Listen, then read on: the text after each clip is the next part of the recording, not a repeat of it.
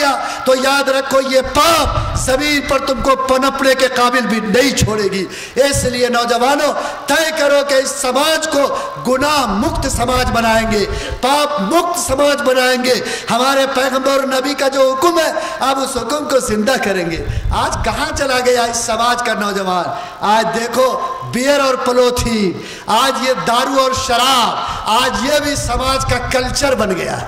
آج دیکھیے دیکھا دیکھی میں کہیں چلے جائیے، اچھا سے اچھا خوبصورت نوجوان، آج میرا بھائی جس کے سینے میں کلمہ لکھا ہوا، آج اس کے ہاتھ میں شراب کے گلاس کو دیکھ کر انسانیت تلملا اٹھتی ہے۔ کیا بولو کسی مسلمان کے لیے، کسی ایمان والے کے لیے کیا شراب پینا جائز ہے؟ ارے بولو نا جائز ہے؟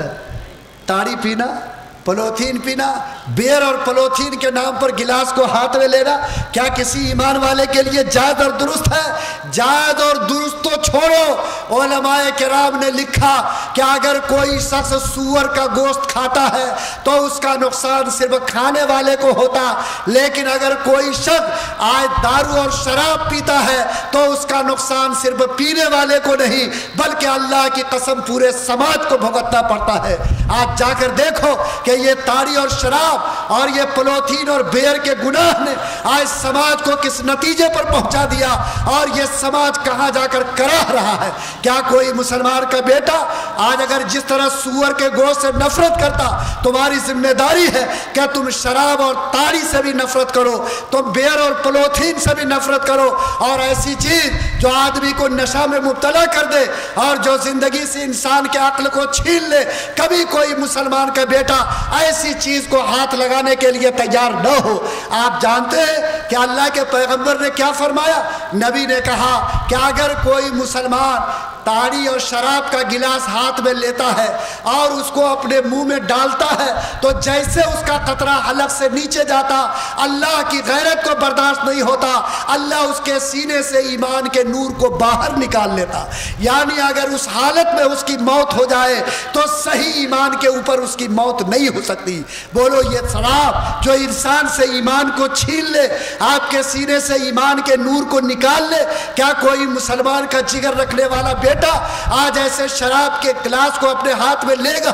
آپ کا ایمان اور آپ کا اسلام کبھی اس کی اجازت نہیں دیتا۔ آج بولو اس شراب کی وجہ سے سماج میں برائیاں آئی کہ نہیں آئی؟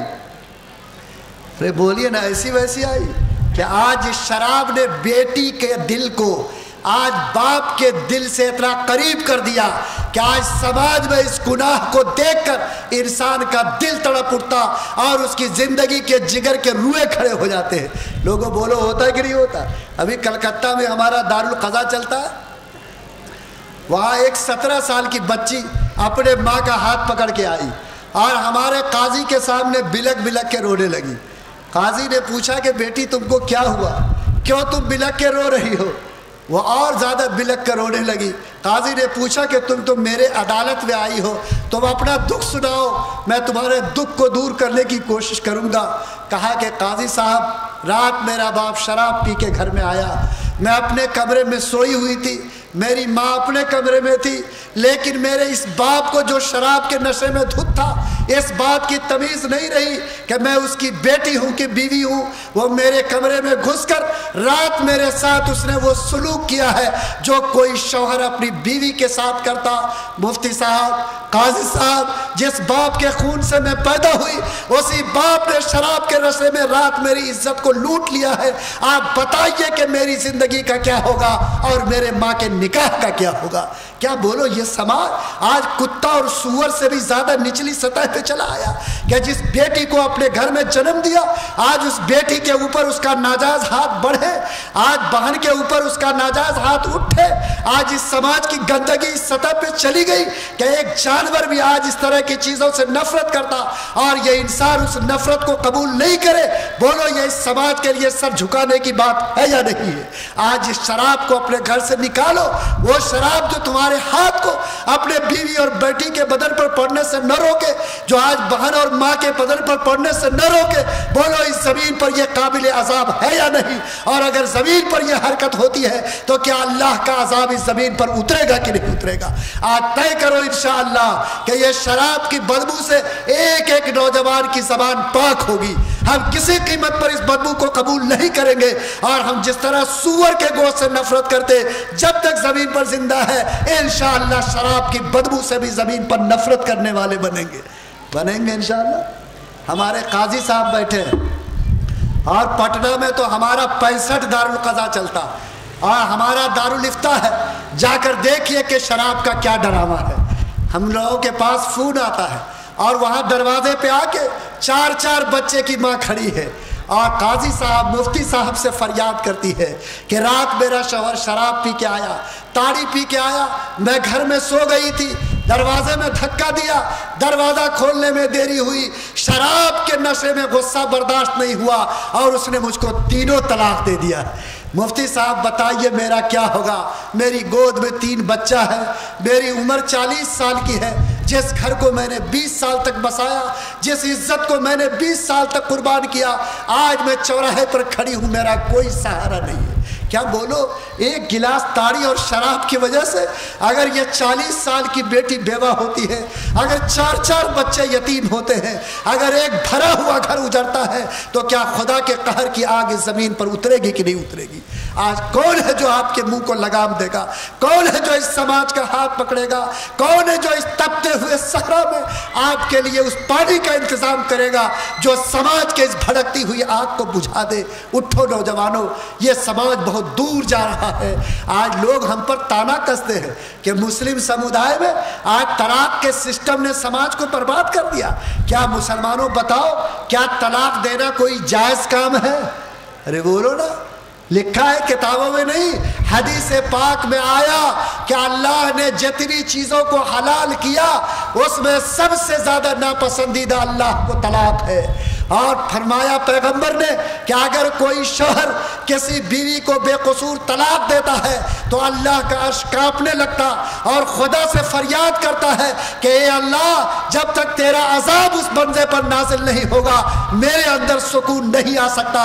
جس طلاق پر خدا کا عرش کانپ جائے، جس طلاق کی وجہ سے پیغمبر نے اس کو حرام سے تعبیر کیا، آج وہ طلاق فیشن بن جائے، سماج میں دھڑلے سے اس طلاق کو بولا جائے، کیا یہ بولو تمہارے دین اور شریعت کے خلاف ہے یا نہیں؟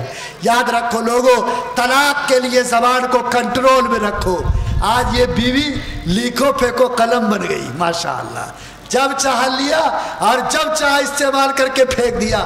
نہیں، اگر سینے میں ایمان ہے، اگر تمہاری زندگی میں شرم ہے، تو کسی کی بیٹی کو طلاق دینے سے پہلے سوچو کہ اگر کوئی میری بیٹی کو طلاق دے تو میرے دل کو کیسا لگے گا، اگر کوئی میرے بہن کو طلاق دے تو مجھے کیا گزرے گی۔ کسی دوسرے کی بیٹی کے لیے ایسے زبان کے گندے بول بولنے سے پہلے تمہاری ذمہ داری ہے کہ تم اپنے گھر کے بارے میں تصور کرو کہ اگر یہ جملہ اور کلمہ میری بیٹی اور بہن کے لیے استعمال کیا جائے تو میرے دل اور جگر کو اس سے کیسے چوٹ لگے گی۔ بولو، اگر یہ احساس پیدا آئے تو کیا میری زبان رکے گی کہ نہیں رکے گی؟ ارے بولو، رکے گی کہ نہیں؟ طلاق کو کھیل مت بناؤ، طلاق کو تماشا بننے مت دو۔ آج کل ماشاءاللہ سعودی عرب سے طلاق ٹھوکتا ہے، اور ایک دو جتنا من میں آیا اتنا طلاق ٹھوکتا ہے۔ ذرا سا بات انبن ہو گئی، تھوڑی سی بات بولنے میں کوئی ایسا فرق پڑ گیا، اور وہ بیچاری بیوی جو اس کے انتظار میں گھر پہ بیٹھی ہے اور جس نے اپنی زندگی کا قیمتی سرمایہ عصمت کے نام پر اس کے چوکھٹ پہ قربان کیا، آج پیسے کے گھمنڈ میں، کمائی کے زوم میں، آج تھوڑی سی سربراہی حاصل ہوا تو اس غرور میں آ کر آج ایسی بیٹیوں کی زندگی سے کھلواڑ کرنے والا۔ یاد رکھو، کوئی شخص اگر بے قصور کسی کو طلاق دیتا اور بغیر تحقیق کے اس بول کو بولتا ہے تو وہ انسان کبھی بھی زمین پر عزت کی موت کھانے کے قابل نہیں ہوگا۔ جس نے دوسرے दूसरे की जिंदगी के बाग को उजाड़ा, समाज की एक बेटी की जिंदगी के साथ खिलवाड़ किया, कभी भी वो इंसान इज्जत की मौत जमीन पर नहीं पा सकता। इसलिए नौजवानों, तलाक के लिए अपने जबान को कंट्रोल करो।